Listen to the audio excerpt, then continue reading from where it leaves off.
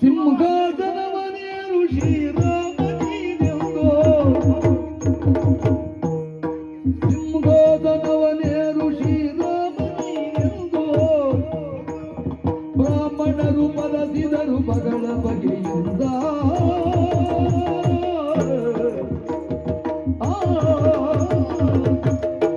ರಾಮಚಂದ್ರ, ಇದುವೇ ಒಳ್ಳೆಯ ಮುಹೂರ್ತ. ಸಿಂಹಾಸನವನ್ನು ಏರು ರಾಮಚಂದ್ರ, ಏನು? ಜನಕ ಜನನಿಯರಿಂಗೆ ರಾಘವ ಜನಕ ಜನನಿಯರಿಂಗೆ ರಾಘವ ಘನತರದಿ ಕೈ ಮುಗಿದು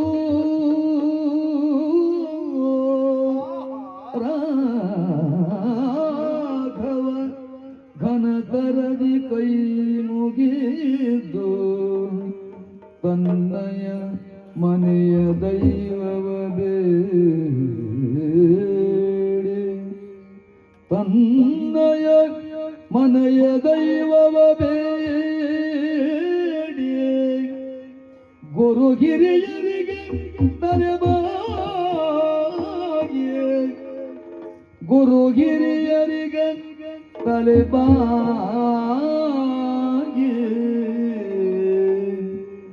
ನೆನಸಿ ಪೊಡಮೊಟ್ಟನು ಸುಮಿತ್ರೆಗೆ ನೆನಸಿ ಪೊಡಮೊಟ್ಟನು ಸುಮಿತ್ರೆಗೆ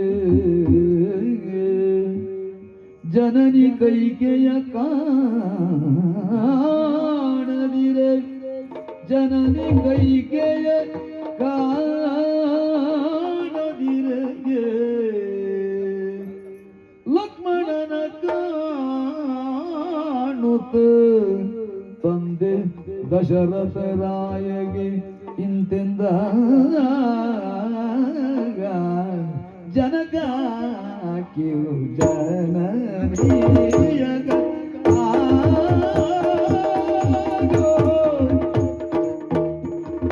ಜನಕ ಕಿರು ಜನನಿಯಗ ವನಜಾಮುಖಿ ಕೈಗೆ ವನಜಾಮುಖಿ ಕೈಗೆ ಜನರ ಸಭೆಯೊಳಗೆಲ್ಲೋ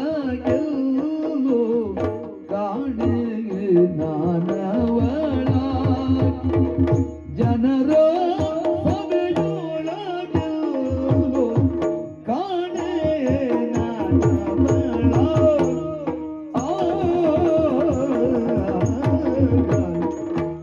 ಏಕೆ ಭರತನ ಮಾತೆ ಈ ಕಡೆಗೆ ಬರಲಿಲ್ಲ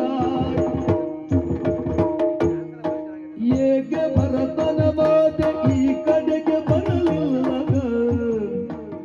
ನೀ ಕರೆದು ತಾರನುಜ ಲಕ್ಷ್ಮಣನ ವೀರ ನೀ ಕರೆದು ತಾರನುಜ ಲಕ್ಷ್ಮಣನ ವೀರ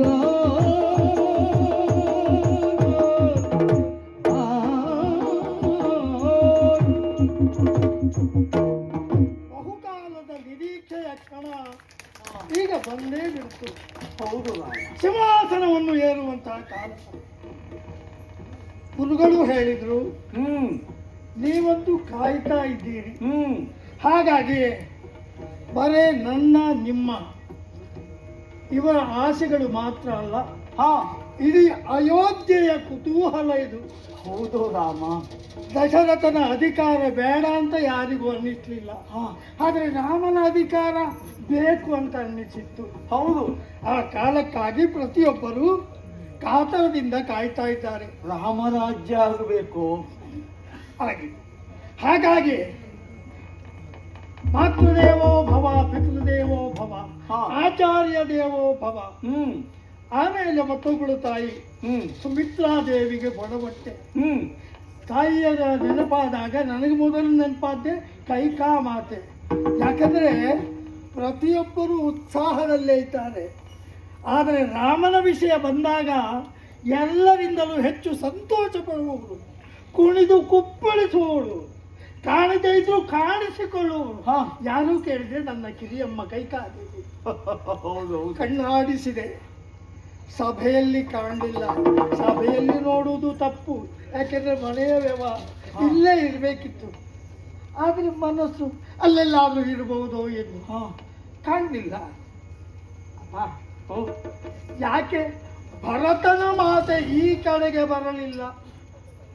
ಅವಳಿಗೆ ಮೊದಲೇ ಹೇಳಿ ಕಳಿಸ್ಲಿಲ್ವಾ?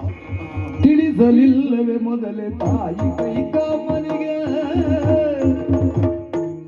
ತಿಳಿಸಲಿಲ್ಲವೇ ಮೊದಲೇ ತಾಯಿ ಕೈಕಾಮನಿಗೆ, ಬಲು ಬೇಗ ಕರೆಕೊಂಡು ನೀ ಬಾರದಮ್ಮ.